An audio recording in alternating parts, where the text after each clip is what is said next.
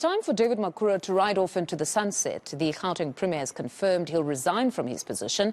Panyaza Lesufi became the ANC's new provincial chairperson in July. He's likely to become the new Premier. The party insists Makhura isn't being forced out of his position, though.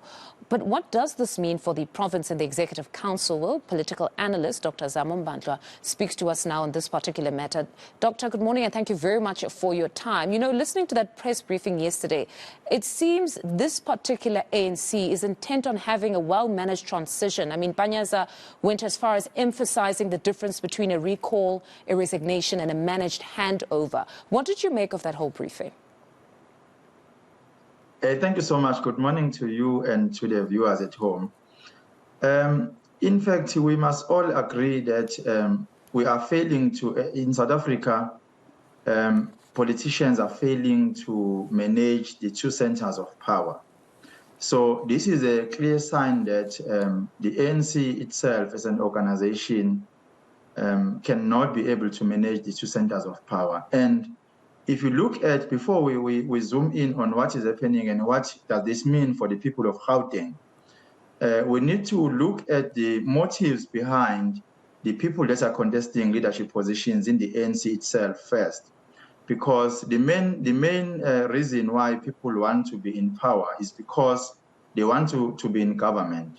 So there is no way that a person have won the conference and that particular individual is not in control of the government when the ANC is in power. So that is the main problem. But what is happening now is we are looking forward to the national conference of the ANC. So now whoever is in the leadership position have a reason to be in the government, because remember when the ANC is contesting power, they contest the power in the government space and they have a mandate that they have to deliver to the people on the ground. So it's highly impossible for the ANC leaders to contest power when their leaders are not in the government. But now yes. I wanted to take you back to your statement that they're failing to deal with the two centers of power. But the ANC has for the longest time stated that they, at least on their part, have clarified that the power lies with the political party. Whomever is in government is deployed by them. So are there really two centers? Because essentially, if Panyaza Lesufi is the chair, it means the decisions are taken at party level. But you believe there still is some sort of conflict where these two heads somehow can collide? Yes. You see, the problem, the reason I mentioned the two centers of power is the ANC as a political party have a social contract with the people on the ground, particularly people that have voted for the ANC. So there is no way that people that are in the leadership positions of the ANC are not in the government, because they have to implement what they have promised the people. So it becomes very difficult for the ANC to implement their mandate when they are not in the leadership positions in the government space. So it becomes very difficult. So this is what they say when they are recalling leaders in government. And we've seen that happening in many other provinces, and we are yet to see it happening even also in the Northwest province. So that alone tells us that the manner in which the ANC is dealing with the affairs in the government space and how they are dealing with issues in the political space is a problem. But let's look at what impact will this have in the people of Gauteng as a province. You see, the issue now is whoever comes into power will have to implement something new or the mandates of the political party, and people of Gauteng are used in the way in which the current premier is doing things. And if it's changed, it will mean that the current chairperson of the ANC, if he agrees to take the headship or the chairpersonship or the premiership of the ANC in the province, that alone will also create a problem, because he will still have to continue with the plans of Mr. Makhura. So he cannot be able to implement his own strategy in government, because the current premier or Mr. Makhura had his own plans on how we want to unpack or to outline the service delivery in the province. So that alone is creating a conflict, because he also has a mandate, as you have already alluded earlier, that the political party is the center. The center lies with the leadership of the political party. But again, they need to have a strategic plan on what they want to implement in the government. And at this point, I don't think they've set and discussed the strategic plan on what they want to do in the government. But again, what becomes more problematic is those who are in the leadership positions in the political party do not trust those that are deployed, particularly in senior positions such as your MECs, your premiers, if they are not part of the elected political structure of the ANC. So that is why they want to make some changes, because the current premier is not part or is not the chairperson of the province.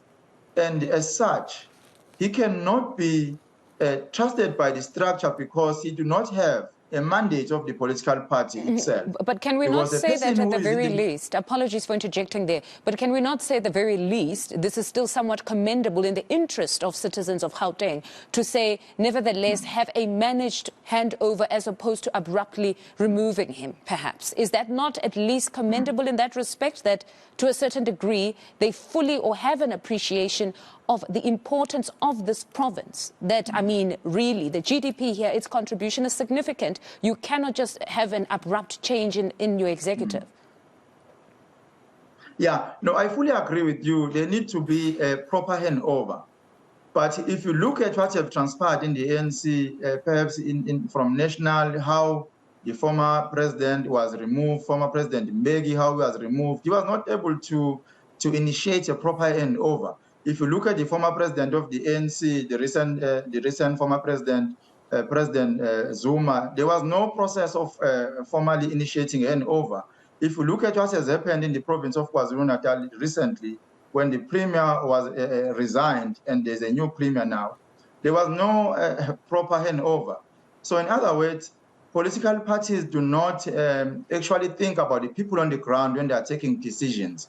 They take decisions that will favor the political party itself, and they do not worry about how will that be affecting the citizens on the ground. And even in the case of Gauteng, I don't see the PEC currently allowing that particular handover to take place, because the politicians themselves, they have their own mandate, they have their plans. So it's becoming very difficult for the leadership of the province to implement their ideas or their planned mandate or to the government or to the people if themselves they are not part of the government. So it becomes very difficult. Then it means if we look across the board in all provinces, it seems to be a common trend that when the new leadership takes over, they would then remove or have a reshuffle. Then clearly it means Mpumalanga, for one, must be commended for the manner in which they've handled their things, because Refilwe Mtsweni is still at the helm. You have the chairperson that is part of her cabinet, but he's an MEC. But there's no whiff of perhaps some imminent reshuffle or perhaps her having to step down anytime soon. They've just continued. They were the first to have their conference, and they've continued ever since, meaning there is some sort of an example and stability there in Mpumalanga. Yeah. Thank you so much. I want to say I was really surprised. I was expecting the current premier of Mpumalanga to be recalled or to resign or to be forced to resign, but unfortunately, she is still in the leadership.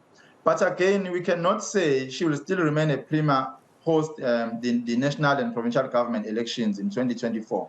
But looking at how they manage things today, they are a clear, good example of leadership, because they are able to deal with their internal affairs without affecting the public service delivery, because the political problems also have a huge impact, as we have alluded earlier on, that when you look at the Gauteng as a province and you look at the GDP and the manner in which Gauteng has contributed in the economy of the country, and not only the country, the economy of Africa at large.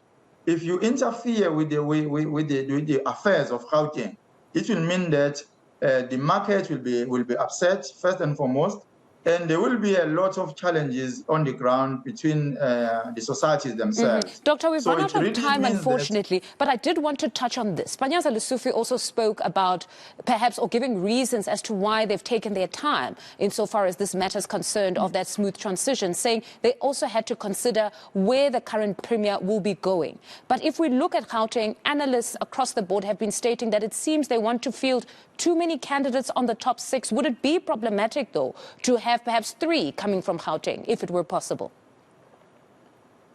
It will be very, very problematic because other provinces as well want to have their leaders in the top 6. So the top 6 positions of the ANC are highly contested positions. Currently, the province of KwaZulu-Natal do not have any member in the top 6, and that discussion has sparked a lot of debate within the members of the ANC, particularly provinces or provincial leaders of the ANC across the country.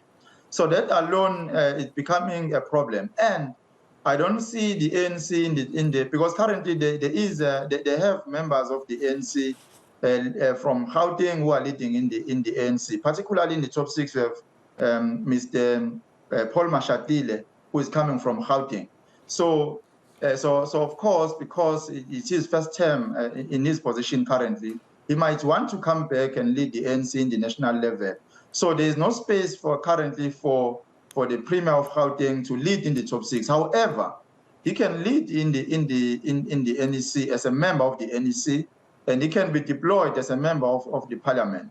But it depends on what his interest and on what his ambitions in terms of the leadership in the ANC in the national level. All right. Doctor, thank you very much for your time this morning. That's Dr. Zamo Mbandlwa speaking to us on the ANC's dynamics right now in Gauteng. To this story, the